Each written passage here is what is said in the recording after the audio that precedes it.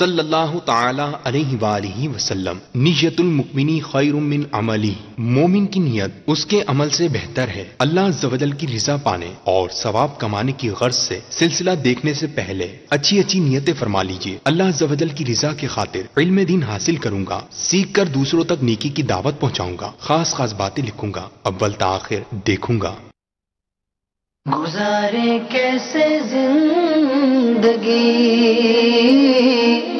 آؤ علماء سے پوچھ لیں، آئے جو مشکل پیش کوئی، آؤ علماء سے پوچھ لیں۔ الحمدللہ رب العالمین والصلاة والسلام علی سید المرسلین، اما بعد فاعوذ باللہ من الشیطان الرجیم، بسم اللہ الرحمن الرحیم۔ الصلاة والسلام علیک یا رسول اللہ وعلی آلک واصحابک یا حبیب اللہ، الصلاة والسلام علیک یا نبی اللہ وعلی آلک واصحابک یا نور اللہ۔ میٹھے میٹھے اسلامی بھائیوں اور مدنی چینل کے ناظرین، سلسلہ دارالفتہ اہل سنت میں ایک بار پھر آپ کو مرحبا کہتے ہیں۔ ابتداءً درود پاک کی فضیلت بیان کی جاتی ہے کہ فرمان مصطفیٰ صلی اللہ تعالی علیہ وسلم ہے، جو مجھ پر شب جمعہ اور روز جمعہ 100 بار درود شریف پڑھے، اللہ تعالیٰ اس کی 100 حاجتیں پوری فرمائے گا، 70 آخرت کی اور 30 دنیا کی۔ صلو علی الحبیب صلی اللہ تعالی علی محمد صلی اللہ علیہ وسلم۔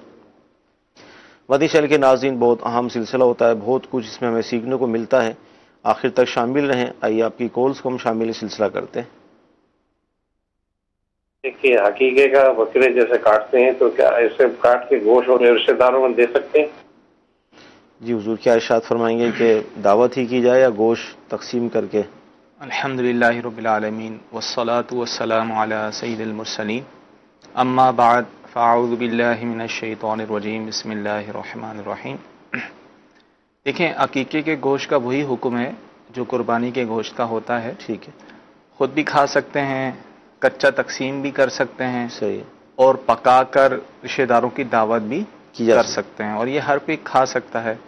بعض میں مشہور ہے کہ والدین، دادا دادی یا نانا نانی نہیں کھا سکتے، ایسی کوئی صحیح بات نہیں ہے، خود بھی کھا سکتے ہیں، اپنے رشتہ داروں کو بھی کھلائیں اور تقسیم بھی کر سکتے ہیں، اس میں کوئی حرج نہیں۔ ٹھیک ہے، اور اپنے پاس چاہیں تو محفوظ بھی کر سکتے ہیں۔ وہ بہت آسان سی بات ہے کہ بہتر یہ کہ 3 حصے کر لیے جائیں جیسا قربانی کے ہوتے ہیں، ٹھیک، ورنہ چاہیں تو پورا اپنے لیے بھی رکھ سکتے ہیں، چاہیں تو پورا تقسیم بھی کر سکتے ہیں۔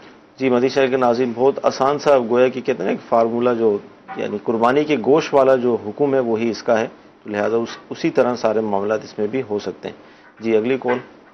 میرا مفتی صاحب سے سوال ہے کہ وہ کون سی مبارک آیت ہے جس کو جو کسی مقام پر لکھی جائے اور پھر وہاں پر بار بار حاضری کا شرف ملتا ہے؟ اور ایک اور دوسرا سوال بھی ہے کہ اگر راستے پر کوئی چیز ملے اور ہم اس کا مالک تلاش کرتے رہیں اور مالک نہ ملے تو اب اس کا شرعی مسئلہ کیا ہے؟ السلام علیکم ورحمۃ اللہ وبرکاتہ۔ وعلیکم السلام ورحمۃ اللہ وبرکاتہ۔ جی وہ آیت جس کی فضیلت بیان کی گئی وہ سورہ قصص کی 20واں پارہ ہے، سورہ قصص کی آیت نمبر 85 ہے، 85، کہ ان الذی فرض علیک القرآن لرادک الی معاد، کہ یہ آیت مبارکہ اگر لکھی جائے، کیونکہ اس کا ترجمہ بھی اسی طرح کا ہے کہ بے شک جس نے آپ پر قرآن فرض کیا ہے وہ آپ کو لوٹنے کی جگہ ضرور واپس لے جائے گا۔ ٹھیک، اس کا شان نزول بھی یہ بیان کیا گیا ہے کہ جب آپ علیہ الصلاۃ والسلام مکے سے مدینہ شریف ہجرت فرما رہے تھے تو جوحفہ کے مقام پر جی آپ کو مکے کی یاد آئی، سبحان اللہ، تو حضرت جبریل علیہ السلام جو ہے وہ حاضر خدمت ہوئے اور اس کے آپ کو مکے کی یاد ہے، کہا جی، تو پھر یہ آیت مبارکہ سنائی، سبحان اللہ، اور اس میں یہ تھی کہ آپ انشاءاللہ واپسی آئیں گے اور فتح اور نصرت یعنی فتح مکہ کی اس میں بشارت تھی۔ تو اس لیے علماء فرماتے ہیں کہ مکہ شریف حاضری ہو یا کہیں بھی حاضری ہو، یہ آیت مبارکہ اگر وہاں لکھی جائے تو انشاءاللہ اس کی برکت سے واپسی اس جگہ حاضری ہوگی۔ اچھا، آیت لکھنے سے مراد ہم کسی مارکر سے لکھیں گے، پین سے لکھیں گے یا ایسی اشارے سے جیسے کلمہ شہادت کی انگلی سے لکھتے ہیں، ٹھیک ہے، اسی طرح ہی لکھیں گے۔ ٹھیک ہے۔ اچھا، دوسرا ان کا سوال یہ تھا کہ اگر کوئی چیز ہمیں ملتی ہے، اس کے مالک کو ہم نے تلاش بھی کیا لیکن نہیں ملا، تو اب کیا اس کا کیا کریں اس چیز کا؟ دیکھیں، اگر تو انہوں نے اسی نیت سے اٹھائی تھی کہ مالک تک پہنچائیں گے، اور انہوں نے تلاش کیا، اتنا عرصہ گزر گیا کہ اب اس کا مالک بھی اس کو ڈھونڈتا نہیں ہوگا، مالک بھی ملنا مشکل ہے، تو ایسی صورت میں اس چیز کو صدقہ کر دی جائے، یعنی کسی شریف فقیر کو دے دیا جائے.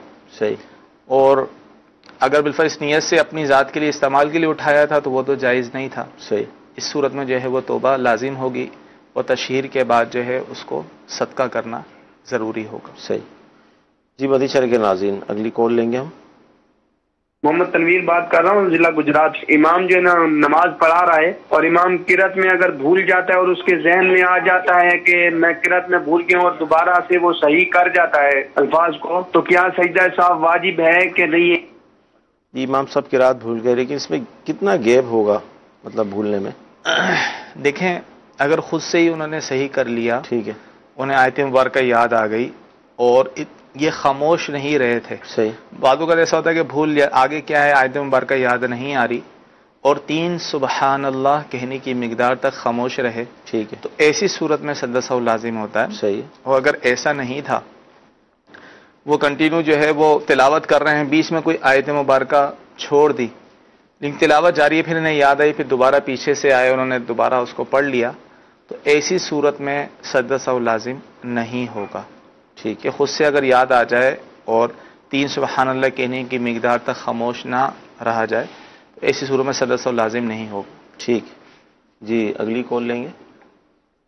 عاصم اتاری کویت سے بات کر رہا ہوں. میرا سوال ہے کہ میری دادی اماں جو پچھلے دنوں انتقال کر گئی تھی، انہوں نے کچھ رقم تقریباً 7,000 ایسے کچھ تھوڑا سونا تھا، وہ میرے بھائی کو دیا تھا رکھنے کے لیے، اور وصیت کچھ نہیں کی تھی. تو پلیز رحمت فرمائیے کہ اب اس پیسوں کا کیا کریں، اور انہوں نے جو دیا تھا ان کا کیا کریں؟ غصہ میں تقسیم کرنے ہوں گے یا ان کے سال ثواب کے لیے کوئی صدقہ وغیرہ کر سکتے؟ جی کیا فرمائیں؟ اب دیکھیں، دادی نے ان کو دیے تھے، ان کے پاس رکھوائے تھے، ظاہر ہے سوال سے ظاہر ہے بطور امانت رکھوائے ہوں گے. صحیح. دادی نے کوئی وصیت بھی نہیں کی تھی، تو ایسی صورت میں جو پیسے یا سونا وغیرہ ان کے پاس رکھوایا تھا، اب وہ ورثاء کا حق ہے. ٹھیک. ورثاء کو جو ہے ان کے حصے کے مطابق دیا جائے گا، یعنی ورثاء کو دے دیں.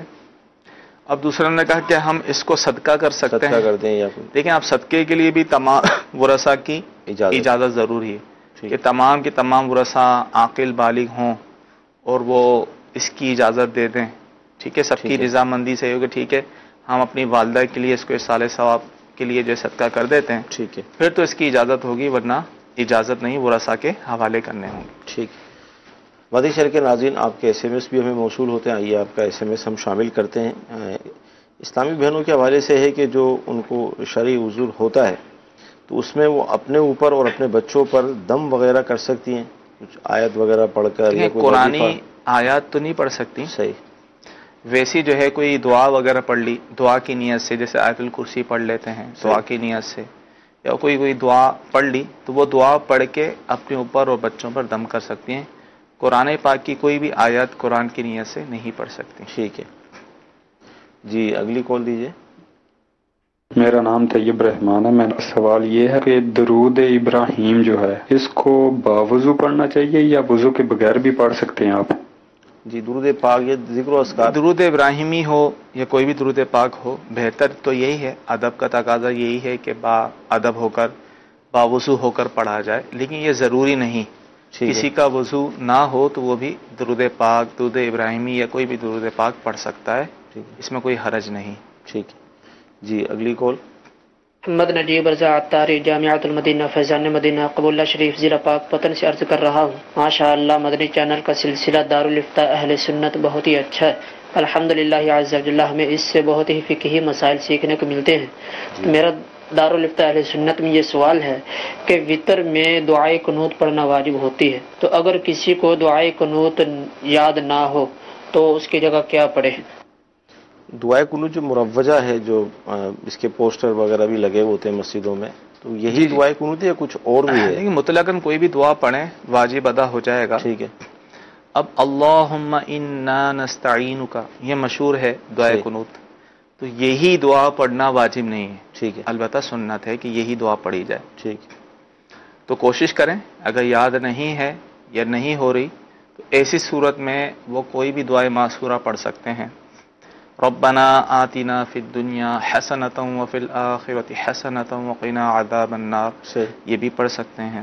یہ بھی نہیں پڑھا جا رہا تو 3 دفعہ اللہم اغفر لی، اللہم اغفر لی 3 دفعہ یہ کہہ دیں، یا 3 دفعہ یا ربی یا ربی یا ربی، یہ بھی اگر کہہ دیا تو واجب ادا ہو جائے گا، نماز ہو جائے گی. اچھا، یہاں پر ہمارے مدنی چینل کے ناظرین کو اگر آپ یہ ارشاد فرمائیں کہ جیسے دعائے قنوت جو مروجہ ہے، جو آپ نے فرمایا کہ سنت اگرچہ وہی ہے اللہم انا نستعینک ونستغفرک، تو کیا اب ساری زندگی اب ہمیں یاد نہیں ہے تو کیا ہم ساری زندگی یا جتنا بھی عرصہ ہے تو وہ دوسری آلٹرنیٹ دعا میں ہی نکال دیں گے، اس کو یاد کریں؟ یاد کرنے کی کوشش کریں گے نا. اب ظاہر ہے جو بھی نماز کے اندر جو بھی سنن اور مستحبات ہیں تو کوشش یہی ہو ہم اسی طریقے سے پڑھیں. صحیح، ٹھیک ہے نا. عمومی طور پہ غفلت کی وجہ سے ایسا ہوتا ہے، ورنہ بندہ اگر کوشش کرے ایک لفظ بھی یاد کر لے تو بآسانی جو ہے دعائے قنوت یاد ہو سکتی ہے. لہذا کوشش یہی کرنی چاہیے کہ سنت کے مطابق یہی دعا پڑھیں، اور جب تک نہیں یاد ہو رہی جب تک کوئی اور دعا جیسا بھی وضاحت کی ہے اس کے مطابق عمل کریں. مدنی چینل کے ناظرین، جو بالخصوص ہمارا وہ طبقہ کہ جو دنیاوی تعلیم کے حوالے سے کافی آگے تک جانے کا ذہن رکھتے ہیں، کمپیوٹر کورس کرتے ہیں اور بھی، تو انگلش کے لیسنز اور پتہ نہیں کیا کیا بڑے بڑے پیراگراف وہ حفظ کر لیتے ہیں، یاد کرتے ہیں. امتحان کی تیاری کا بھی چلیں اس کا تعلق ہوگا، لیکن یہ ہے کہ جب ذہن بنا لیتے ہیں کہ یہ کام کرنا ہے، اس کو یاد کرنا ہے، اس کو سیکھنا ہے، تو وہ کام کر لیتے ہیں. لیکن ہم نماز کا معاملہ دیکھتے ہیں یا دینی جو امور ہیں ہمارے ان کو دیکھتے ہیں تو اس کے اندر یہی ہوتا ہے کہ بس آلٹرنیٹ ہمیں مل جائے. مثال کے طور پہ نماز جنازہ ہے تو اس پہ SMS آتے ہیں یا کالس آئیں گی کہ بھئی نماز جنازہ کی دعا یاد نہیں ہے تو اب کیا کریں، تو پھر بتایا جاتا ہے کہ ٹھیک ہے آپ یہ دعا پڑھ لیں. تو کیا ہی اچھا ہو کہ جو دعائیں سنت ہیں یا جو جن دعاؤں کو مطلوب رکھا گیا ہے پڑھنے کے حوالے سے انہی کو یاد کیا جائے، تاکہ اصل چیز تو باقی رہے نا. ہم مطلب اب اللہم انا نستعینک کا یہ سنت بھی ہے، اب اس کو ہم ایک عرصہ ہو گیا 10 سال گزر جاتے ہیں، یاد ہی نہیں کرتے، پڑھتے ہی نہیں ہیں. اور دوسری دعا جیسے بھی مفتی صاحب نے فرمایا اللہم اغفر لی، اگرچہ واجب ادا ہو جائے گا 3 مرتبہ اگر ہم اس کو پڑھ لیتے ہیں اور یوں، لیکن کوشش کر کے اس کو یاد کریں. اور روزانہ اگر ایک لفظ بھی یاد کریں تو شاید 30 لفظ بھی نہیں بنیں گے کہ ایک مہینے کے اندر بھی یاد نہ ہو، لیکن وہی ذہن بنانے والی بات ہے. تو اپنا ذہن بنائیں ان دعاؤں کو پڑھنے کا، ان کو یاد کرنے کا، انشاءاللہ یاد ہو جائیں گی. جی اگلی کال. میں علی پور تربیلا سے بات کر رہا ہوں. میرا ایک سوال ہے مفتی صاحب سے یہ پوچھنا ہے کہ جو کٹنگ سرکاری طور پہ پیسوں کی ہوتی ہے مثلا پے میں، تو وہ ایکسٹرا اگر اس میں بندہ کٹنگ کرائے وہ جائز ہے کہ نہیں جائز؟ جی کیا فرماتے ہیں؟ دیکھیں یہ جو پوچھنا چاہ رہے ہیں وہ یہ ہے کہ جو سرکاری ملازم ہے تو ان کی سیلری سے، ان کی تنخواہ سے کچھ پیسے کٹتے ہیں، جو جی پی فنڈ وغیرہ جو بعد میں ملتے ہیں، تو خود سے تو نہیں کٹوا سکتے. عمومی طور پہ یہ ہوتا ہے جبرن کاٹے جاتے ہیں. تو اب جبرن کاٹے جاتے ہیں تو اس کی مجبوری ہے. صحیح. اب تو یہ بھی آپشن آ گیا ہے کہ اگر آپ اس پہ سود جو ہے وہ نہیں لینا چاہ رہے تو آپ اپلیکیشن دے دیں، سود اس پہ نہیں لگے گا. ٹھیک ہے نا. جب اس طرح کا معاملات ہیں کہ وہ سود بھی دیتے ہیں اس کے اوپر، تو اپنی طرف سے اس میں اضافہ نہیں کر سکتے. جتنا جبری طور پہ وہ کاٹ رہے ہیں صرف اتنی رقم کے وہ حقدار ہے. اور اسی طرح ادارے والا جو ایک تو وہ سیلری سے رقم کاٹی جاتی ہے، مثال کے 500 روپے کاٹیں اور 500 روپے ادارے والا ملاتا ہے، ٹھیک ہے نا. تو وہ پھر اس کو کسی اکاؤنٹ یا کسی ایسی جگہ لگایا جاتا ہے یہاں سے منافع اور پروفٹ وغیرہ ملتا ہے. تو وہ رقم جو کاٹی ہے سیلری سے وہ، اور جو ادارے نے ملائی ہے وہ تو لینا جائز ہے. صحیح. باقی اس کے اوپر جو منافع ملتا ہے وہ سود ہے، وہ لینا جائز نہیں. ہاں کسی غریب مسلمان مستحق کے لیے لے سکتے ہیں، لیکن اپنے طور پہ جو ہے کٹانے میں اضافہ نہیں کر سکتے. صحیح. اچھا اس میں جیسے مثال کے طور پہ بینک کے جو اکاؤنٹس وغیرہ ہوتے ہیں اس کے اندر ہی جیسے سیونگ اکاؤنٹ ہے، اب پہلے اولن ہی اگر کوئی ذہن بنا لے اپنا کہ ٹھیک ہے اس پہ جو سود ملے گا ہم کسی غریب کو دے دیں گے اور اکاؤنٹ وہی کھلوائے. دیکھیں اس نیت سے بھی کرے گا تو گناہگار تو ہوگا. سود لینے کا تو گناہ ہے نا، اس کے اکاؤنٹ میں رقم آ رہی ہے. یہ تو حکم وہ بیان کیا کسی کے پاس آ گئی ہے، وہ کیا کرے. صحیح. اس کا یہ حکم بیان کیا جاتا ہے یا تو اسی کو واپسی کرے یا کسی غریب مسلمان کو بغیر ثواب کی نیت سے صدقہ کر دے. ٹھیک ہے نا. تو اس نیت سے بھی نہیں کھلوا سکتے، ورنہ سود لینے کا گناہ تو اس کو ملے گا ہی. مدنی چینل کے ناظرین سود کے حوالے سے اس کو اتنا مطلب ہلکا نہ لیا جائے. اس طرح مفتی صاحب نے فرمایا کہ یہ تو وہ صورت بیان کی گئی کہ آدمی گویا کہ پھنس گیا, اب اس کے پاس رقم آ گئی تو وہ کیا کرے, تو اس کا حل بتایا جا رہا ہے. اور اس میں بھی یہ بات دیکھیں, اگر آپ نے غور نہیں کیا ہو تو اس میں جملہ یہ ادا کیا گیا کہ بغیر ثواب کی نیت سے کسی شریف فقیر کو وہ دے دے. یہ جملہ خاص طور پہ آپ نوٹ کریں, یعنی یہاں پر ثواب کی نیت بھی وہ نہیں کر سکتا. تو لہذا اولین ہی کوشش کی جائے کہ ہمارے اکاؤنٹ میں ہمارے اوپر جو ہے وہ اس طرح سود نہ آئے, تاکہ ہم گناہ سے بھی اپنے آپ کو بچا سکیں. اچھا, ایس ایم ایس کے حوالے سے مزید شامل کریں گے. آیت سجدہ کا طریقہ, جو ہم کرتے ہیں سجدہ, اس کا طریقہ ارشاد فرما دیں. یہ سجدہ کس طرح کیا جاتا ہے؟ کسی نے آیت سجدہ تلاوت کی جی, تو سجدہ تلاوت کرنے کا طریقہ پوچھ رہے ہیں جی. تو اس کا طریقہ یہ ہے کہ بہتر یہ ہے کہ کھڑے کھڑے اللہ اکبر کہیں. اس میں ہاتھ اٹھانے کی حاجت نہیں ہے. صحیح. اللہ اکبر کہتے ہوئے سجدے میں چلے جائیں اور تسبیحات پڑھیں, پھر اللہ اکبر کہتے ہوئے کھڑے ہو جائیں. ٹھیک ہے. یہ کھڑا ہونا مستحب ہے, لیکن اگر کوئی بیٹھے بیٹھے بھی اللہ اوپر کہتے ہوئے سجدے میں جاتا ہے, سجدہ کر لیتا ہے, تو اس صورت میں بھی سجدہ تلاوت ادا ہو جائے گا. ٹھیک ہے. اچھا, اسی طرح یہ پوچھ رہے ہیں کہ میری سسٹر 8 منتھ سے اپنے شوہر کے پاس نہیں گئیں اور 8ویں مہینے کے بعد شوہر نے ان کو طلاق دے دی, تو کیا اب بھی ان پر عدت ہوگی؟ اگر ان کی رخصتی ہو چکی تھی, صحیح, کچھ عرصہ شوہر کے ساتھ رہی تھی, پھر کسی وجہ سے علیحدگی اختیار کی, اور 8 مہینے کے بعد جیسے انہوں نے کہا کہ اس نے طلاق دی ہے, تو اس صورت میں بھی ان پر عدت ہوگی. عدت گزارنا فرض ہوگی, اور عدت جو ہے انہیں 3 حیض عدت گزارنی ہوگی, جس کا قرآن میں ذکر ہے. ٹھیک ہے. کہ والمطلقات یتربصن بانفسہن 3 قروء, کہ طلاق والیاں اپنے آپ کو روکے رکھیں 3 حیض تک. ٹھیک ہے. تو 3 حیض عدت, جس کو حیض آتا ہو اس کی عدت 3 حیض ہوتی ہے, اور جس کو بڑھاپے کی وجہ سے حیض نہیں آ رہا, یہ 55-60 سال عمر ہو گئی ہے, تو اس کی عدت جو ہے وہ 3 ماہ ہوتی ہے. اور کوئی پیگنٹ ہو, حاملہ ہو, اس کو بھی طلاق ہو جاتی ہے, اس کی عدت جو ہوتی ہے وہ بچہ پیدا ہونے تک ہوتی ہے. ٹھیک ہے. اچھا, عشاء کی نماز جیسے نہیں پڑھی, کسی بھی وجہ سے مؤخر ہو گئی, یا مزید اگر آپ چاہیں تو اس میں رہنمائی بھی فرما دیں, اگر قصدن بھی کوئی یہ چاہے کہ میں عشاء کی نماز تہجد کی نماز کے ساتھ پڑھوں, تو کیا فرمائیں گے؟ دیکھیں, اس صورت میں کیا لازم آئے گا. اس صورت میں ایک تو یہ لازم آئے گا کہ اس کی عشاء کی جماعت چھوٹے گی. صحیح, ٹھیک ہے نا. اگر تو یہ شخص پوچھنے والا مرد ہے تو مرد پر جو ہے مسجد کی جماعت واجب ہے. صحیح, ٹھیک ہے نا. اگر گھر کے قریب مسجد ہو, وہ کوئی شرعی عذر نہ ہو, صحیح, تو مسجد جماعت کے ساتھ وہ پڑھے. اب وہ جماعت کے ساتھ بالفرض عذر کی وجہ سے نہیں پڑھ رہا, تو ایسی صورت میں بھی آدھی رات سے زیادہ تاخیر نہیں کرنی چاہیے. صحیح. اس کو جو ہے فقہاء کرام نے مکروہ قرار دیا ہے کہ آدھی رات سے زیادہ تاخیر نہ کی جائے. 1/3 رات تک تو کہا ہے کہ مستحب ہے, لیکن آدھی رات سے زیادہ جو ہے اس کو مؤخر نہ کیا جائے. ٹھیک ہے. اب خاتون کے لیے یہ حکم ہے کہ یہ بھی اتنا مؤخر نہ کریں, اس کو نہ کریں, تہجد کے ساتھ پڑھیں. اور ظاہر ہے یہ تہجد کے ساتھ کہہ تو رہے ہیں, لیکن تہجد کا وقت تو ویسے بھی نہیں, تہجد تو وہ ہوگا بھی نہیں, کیونکہ تہجد کے لیے عشاء کی نماز پڑھ کر سونا ضروری ہے. عشاء کی نماز فرض پڑھ کے کوئی سو گیا, اب اٹھے گا, اب وہ اٹھے گا تو اس پر جو ہے وہ جو نفل پڑے گا وہ تہجد کا ہوگا. ٹھیک ہے جی. کال لیں گے ہم. کہ میری کریانے کی دکان ہے ادھر, تو سرکاری دفاتر والے آتے ہیں, مختلف لوگ, یعنی کہ جو بھی سرکاری دفاتر لگائیں یا ملازمی لگائیں پرائیویٹ, وہ آ کے کچھ سامان لیتے ہیں اور بل بنواتے ہیں, جو کہ دکان کا پکا بل ہوتا ہے. تو وہ اس میں کئی چیزیں وہ لکھواتے ہیں خود کہ ہم نے یہ خریدی ہیں. تو ہمیں کئی دفعہ ڈاؤٹ ہوتا ہے چیزیں انہوں نے خریدی ہیں یا نہیں خریدی. تو اس کے بارے میں پوچھنا تھا کہ اگر وہ بنا کے ان کو دینا کیسا ہے, کہ ہم بنا کے دے سکتے ہیں کہ جس میں وہ کئی چیزیں انہوں نے ہم سے خریدی ہوتی ہیں اور کئی چیزیں وہ خود لکھواتے ہیں خود اپنے آپ سے کہ ہم نے یہ خریدی کہیں اور سے, تو آپ اس کا بل بنوا دیں. اس کے بارے میں پوچھنا تھا کہ اس یہ بنانا کیسا ہے. جزاک اللہ خیر.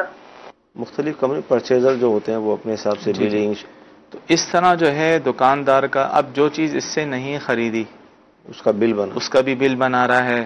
بعض اوقات قیمت وہ کم قیمت کی خریدی ہوتی ہے, وہ کہتا ہے یار زیادہ قیمت لگا دو, تو اس کو بھی شرعی طور پہ دکاندار وہ تو کر رہا ہے غلط. صحیح, ٹھیک ہے نا. اب وہ اگر آگے دھوکے والی صورت ہو رہی ہے تو غلط کر رہے ہیں, تو دکاندار بھی اس کا معاون بنے گا. صحیح. تو یہ بھی اس صورت میں گناہگار ہو سکتا ہے. تو لہٰذا دکاندار کو جو ہے اس طرح کرنے کی اجازت نہیں ہے. جو چیز اس سے خریدی گئی ہے صرف اسی کا بل بنائے اور جتنی قیمت میں خریدی گئی ہے وہی قیمت اس کے اندر لکھے, ورنہ گناہ کے کام میں مدد ہوگی. جی جی جی اگلی کون؟ میں منیر بول رہا ہوں اسلام آباد سے. میرا مفتی صاحب سے سوال ہے کہ نسوار یا سگریٹ سے وضو رہتا ہے یا نہیں؟ مسوار اور سگریٹ سے وضو؟ دیکھیں نسوار یا سگریٹ سے وضو تو نہیں ٹوٹتا, لیکن اب ظاہر نسوار کھانے سے یا سگریٹ پینے سے منہ میں جو ہے وہ بو پیدا ہو جاتی ہے, بدبو آ جاتی ہے. تو اس حالت میں جب تک منہ میں بو ہو تو مسجد کا داخلہ بھی جائز نہیں ہے, اس حالت میں نماز بھی نہیں پڑھ سکتے. تو اچھی طرح کلی کر لی جائے, منہ کو صاف کر لیا جائے, صحیح ہے, تاکہ بدبو جو ہے وہ زائل ہو جائے. پورا وضو کرنے کی حاجت نہیں ہے, کم از کم جو ہے وہ کلی اچھی طرح جو ہے مسواک وغیرہ کر لیں, برش کر لیں, اچھی طرح کلی کر لیں تاکہ اس کی بدبو باقی نہ رہے. اور چھوڑنے کا بھی اگر آپ مشورہ عطا فرما دیں, اتنی مشقت ظاہر ہے تو نقصان دہ ہی ہے صحت کے لیے, خاص کر سگریٹ جو ہے صحیح تو چھوڑ دینا چاہیے. مفتی صاحب کا مشورہ اگر ہمارے مدنی چینل کے وہ ناظرین کے جو اس وقت سلسلے میں اور اس طرح کی چیزیں استعمال کرتے ہیں تو ایک اچھا مشورہ ہے, آپ اسے قبول فرمائیں اور ان چیزوں سے اپنی جان مطلب چھڑائیں. پیسے کا ضیاع بھی ہے, صحت اس سے بنتی نہیں بلکہ صحت اس سے خراب ہوتی ہے. اس سے بہتر ہے کہ آپ موسم کا فروٹ کھائیں, ڈرائی فروٹ کھائیں, جس سے آپ کی صحت بنے اچھی اچھی نیتوں کے ساتھ. اس میں بھی ظاہر قلت اور کثرت کا معاملہ رہے گا, لیکن یہ ہے کہ اچھا مشورہ ہے, امید ہے کہ آپ قبول فرمائیں گے. جی اگلی کال. میرا سوال یہ ہے کہ حضرت بلال حضور علیہ السلام کے زمانے میں مسجد کے کس حصے پر آذان دیا کرتے تھے؟ السلام علیکم ورحمۃ اللہ وبرکاتہ. وعلیکم السلام ورحمۃ اللہ وبرکاتہ. حضرت بلال کی اذان کی جگہ مسجد سے باہر ہی ہوتی تھی. صحیح ہے, مسجد کے اندر اذان کی کوئی جگہ نہیں ہوتی تھی. مسجد کے باہر کسی کی چھت پر, کسی گھر پر, تو وہاں اذان دی جاتی تھی. اسی طرح خطبے کی جو اذان ہوتی تھی وہ بھی مسجد کے باہر گیٹ پر, یعنی دروازے پر ہوتی تھی, اور مسجد سے باہر کھڑے ہوتے تھے. تو اس لیے جو ہے وہ فقہ کرام نے یہ بیان کیا ہے کہ مسجد کے اندر جو ہے وہ اذان دینا یہ مکروہ ہے. صحیح, لہذا جو ہے وہ مسجد کے باہر ہی فنائے مسجد ہو یا خارج مسجد ہو جو ہے وہاں اذان دی جائے. اچھا, میں جیسے ایک عوامی سوال بنا کر آپ سے عرض کروں کہ اس دور کے اندر تو ظاہر لاؤڈ اسپیکر, مائک, اس کا تو ظاہر تصور بھی نہیں تھا, تو وہ باہر اذان اس لیے دی جاتی ہوگی کہ آواز مطلب جہاں تک پہنچ سکتی ہے وہاں پہنچ جائے, جیسے منارے کے اوپر اذان دی جاتی تھی.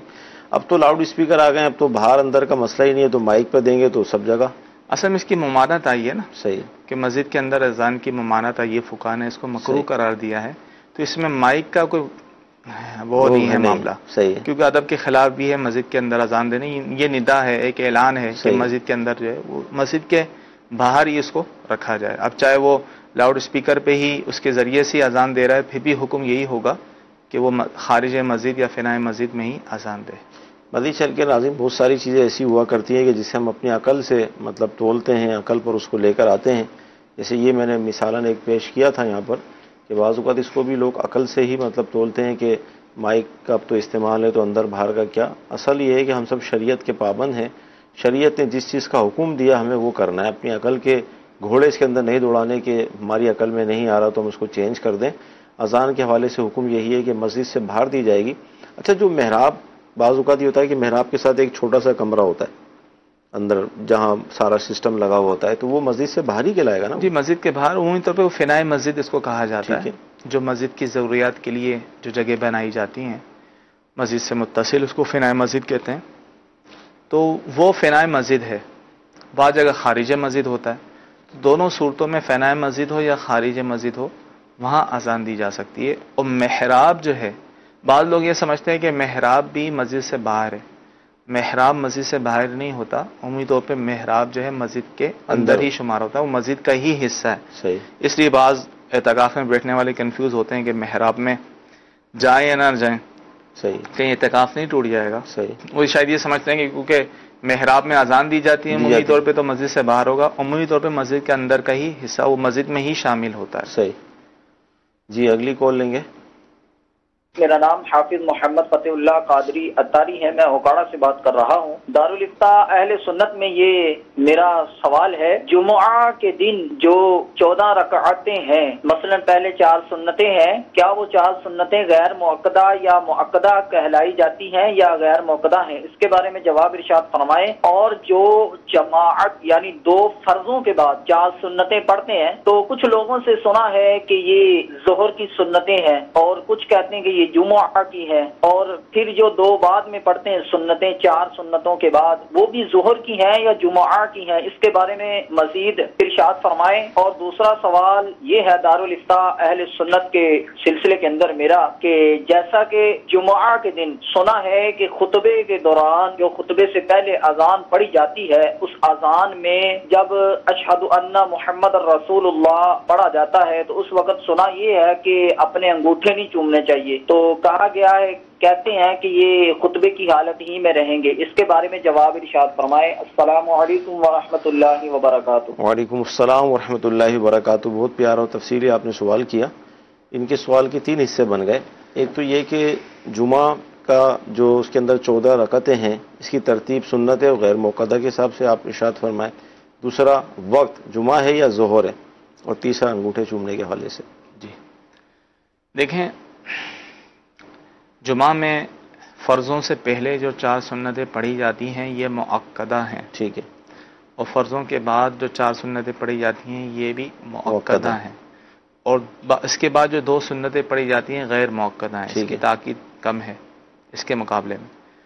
اب ان سنتوں میں نیت جمعے کی جائے گی کہ ظہر کی سنتیں نہیں کہلائیں گی، صحیح، یہ جمعہ کی ہی سنتیں ہیں، جمعہ کی ہی نیت کی جائے گی، فرضوں میں بھی اور سنتوں میں بھی جمعہ کی ہی لفظ نیت جمعہ ہی ہم بولیں، لفظ جمعہ ہی بولیں گے، اور فرضوں سے پہلے جو سنتیں ہیں اس میں یہ نیت کر لیں قبل جمعہ، ٹھیک ہے، اور فرضوں کے بعد جو سنتیں ہیں اس میں یہ نیت کریں بعد جمعہ، ٹھیک، اس طرح یہ ظہر کی نہیں بلکہ جمعہ کی ہی نیت کی جائے گی۔ صحیح۔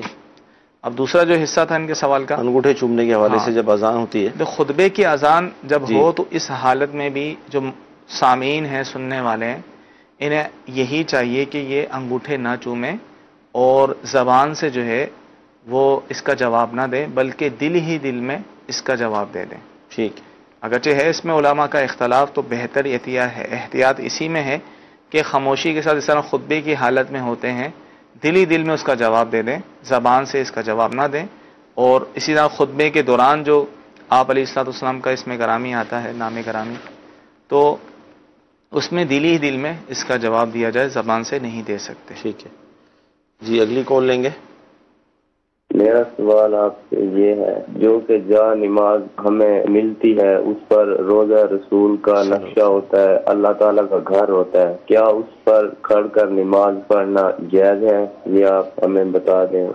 مصلے جو ہوتے ہیں اس میں جی چیزیں ہوتی ہیں، ایسے جا نماز مصلوں پر نماز پڑھنا تو جائز ہے، نماز تو ہو جائے گی، لیکن ظاہر معاملہ ادب اور بے ادبی کا ہے، صحیح، کبھی بے احتیاطی میں اس پر پاؤں بھی آ جاتا ہے، اس کے اوپر بیٹھ بھی جاتے ہیں، تو احتیاط کرنا چاہیے کہ بے ادبی نہ ہو۔ البتہ کوئی ایسے مصلوں پر جا نماز پر نماز پڑھتا ہے تو نماز اس کی ہو جائے گی، جائز ہے۔ ٹھیک ہے۔ اچھا، یہ ارشاد فرمائیں کہ کیا عورتیں مزاروں پر جا سکتی ہیں، خواہ وہ کسی اللہ کے ولی کا مزار ہو یا اپنے والد صاحب کی قبر ہو؟ اس حوالے سے کیا فرمائیں گے؟ دیکھیں، عورتوں کا مزارت پہ جانا منع ہے، اسی طرح قبور میں، قبروں میں بھی جانا منع ہے۔ قبروں کی زیارت چاہے اپنے والد صاحب کی قبر ہو یا کسی بھی عزیز کی ہو، اسی طرح کسی بزرگ کا مزار ہو تو ان میں نہیں جا سکتی۔ ٹھیک ہے۔ میرا سوال یہ ہے کہ میں نے اپنے انکل سے 3000 روپے ادھار لیے تھے، اب ان کا انتقال ہو چکا، ان کے بچے بھی نہیں ہیں اور زوجہ ہیں، تو اب 3000 روپے کا کیا کیا جائے؟ ارشاد فرمائیں۔ دیکھیں، 3000 روپے ان کے ورثاء کے حوالے کریں۔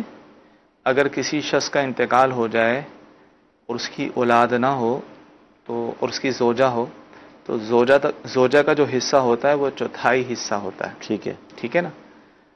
اور باقی اولاد نہ ہونے کی صورت میں ان کے جو انکل تھے مرحوم، ان کے بھائی بہن جو ہے وارث ہوں گے، صحیح۔ اگر ان کے والد زندہ ہوں تو والد وارث ہوں گے، ٹھیک ہے، والد نہیں ہیں تو بھائی بہن جتنے ہیں ان کے وارث ہوں گے، تو لہذا ان ورثاء کے حوالے کر دیں تاکہ وہ شرعی تقسیم کر لیں، ٹھیک، جس کا جو حصہ ہے ان کو مل جائے۔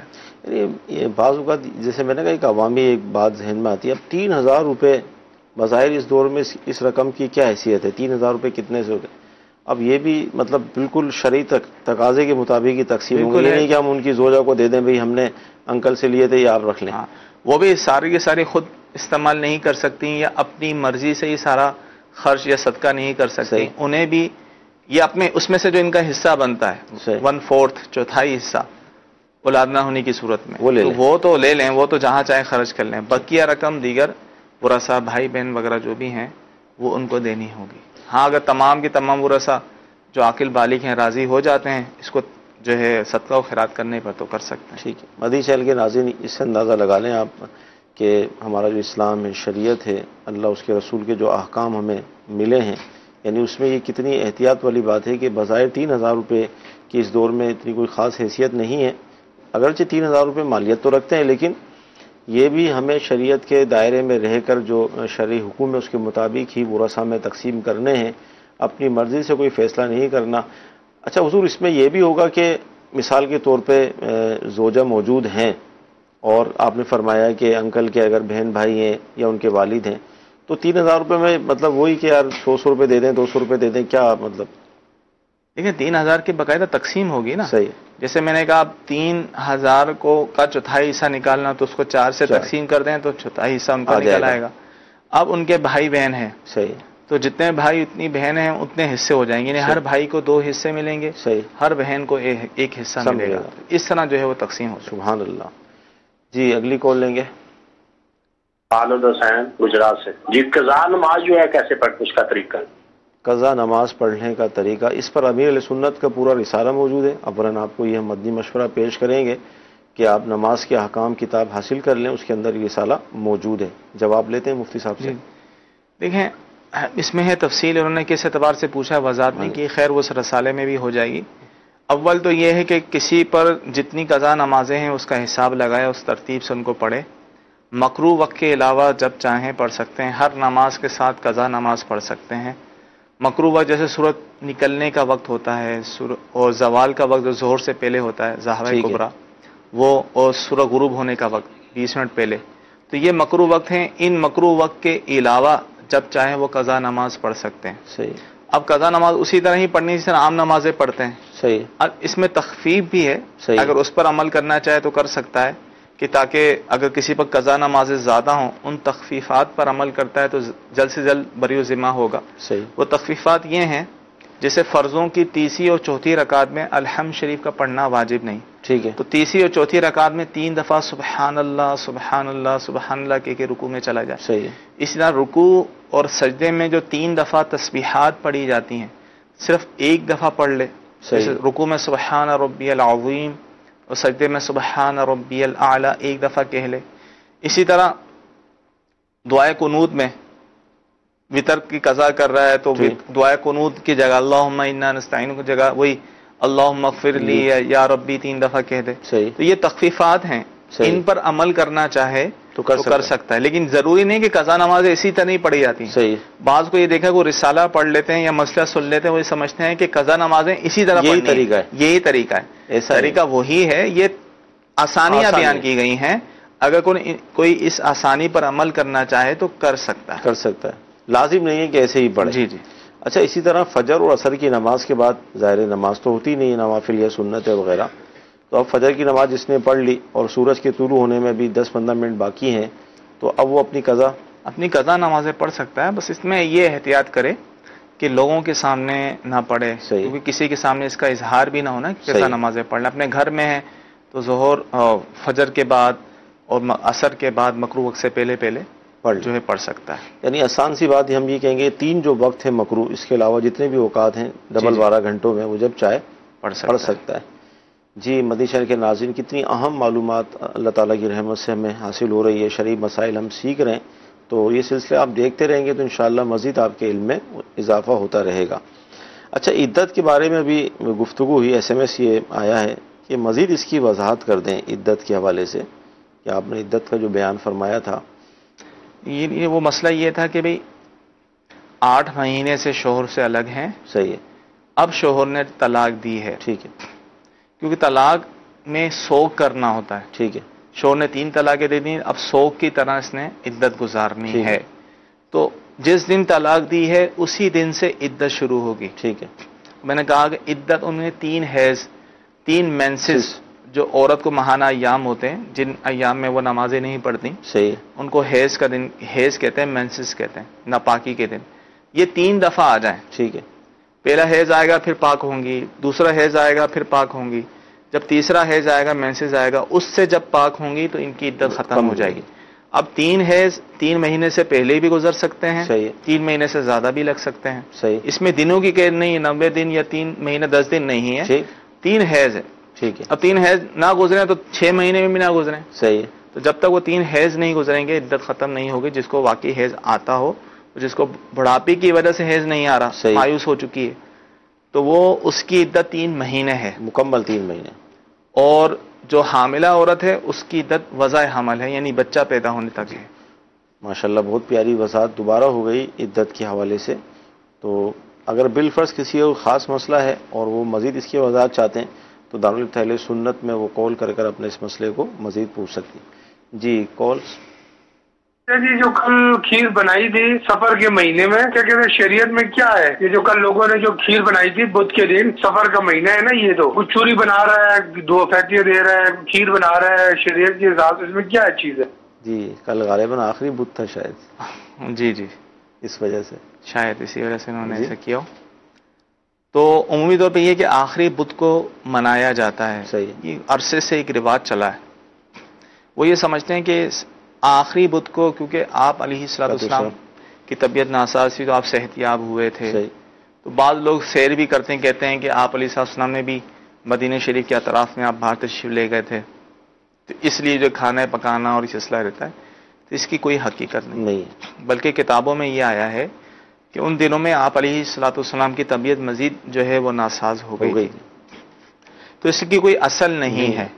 تو لہٰذا یہ پکانا, کھیر پکانا یا سیر و تفریح کرنا, اس کی کوئی اصل نہیں, حقیقت نہیں. ہاں کوئی مخصوص دن کے علاوہ ویسے بھی آخری بدھ کی قید نہیں ہے, ویسے ہی صدقہ و خیرات کرنا ہے, سفر کے مہینے میں کریں یا کسی بھی مہینے کریں, وہ تو اچھی بات ہے, وہ کرتے ہی رہنا چاہیے, ورنہ آخری بدھ منانے کی کوئی حقیقت نہیں. مدی چل کے ناظرین, سفر کے پورے مہینے میں اس طرح کی گفتگو ہوتی رہی, یعنی اس مہینے کے حوالے سے جو مختلف قسم کی ناجائز رسمیں بھی کہہ لیں اور بدشگونی کے حوالے سے بھی گفتگو کافی کی گئی, جیسے آخری بدھ کے حوالے سے بتایا گیا. تو اللہ تعالیٰ کی رحمت ہے کہ مدنی ماحول دعوت اسلامی کی صورت میں ہمارے سامنے موجود ہے. اگر آپ دعوت اسلامی کے سے وابستہ ہو جائیں گے, دعوت اسلامی کے قریب آ جائیں گے, تو یوں بہت ساری چیزیں جو گویا کہ رائج ہیں جبکہ شرعاً ان کی کوئی حقیقت نہیں, تو انشاءاللہ تعالیٰ یوں آپ کے علم میں اضافہ ہوگا اور اس طرح کے افعال اور اعمال سے بچنے کی صورت پیدا ہوگی. آج جمعرات ہے اور جمعرات کو مغرب کی نماز کے بعد دعوت اسلامی کے تحت دنیا بھر میں اجتماعات کا سلسلہ ہوتا ہے. تو میں آپ کو دعوت پیش کروں گا کہ آپ جہاں بھی ہوں کوشش کر کے اجتماع میں شرکت کیجیے, انشاءاللہ مزید آپ کے علم میں اضافہ ہوگا. بہت پیارا اس کا جدول ہوتا ہے, یعنی مغرب کی نماز پڑھیں گے جماعت کے ساتھ, پھر اس کے بعد سورہ ملک کی تلاوت, پھر نعت شریف, پھر بیان, پھر ذکر, دعا, عشاء کی نماز, پھر تربیتی حلقے, پھر آرام, تہجد, یوں اشراق, چاشت اور صلاۃ والسلام پر یہ پورا جدول کمپلیٹ ہوتا ہے. اور شب جمعہ بھی ہے, شب جمعہ کی برکتیں بھی ملتی ہیں, تو لہذا کوشش کر کے اس اجتماع میں شرکت کی نیت فرما لیجئے. جی مزید کالز دیجئے. یہ ٹرک میں اور بسوں میں یہ ساؤنڈ پاؤں کے پاس لگے ہوئے ہوتے ہیں, تو ایسے میں نعت شریف سن سکتے ہیں یا بیان سن سکتے ہیں جبکہ پاؤں کے پاس سے آواز آئے, اس کے بارے میں شرعی حکم کیا ہے؟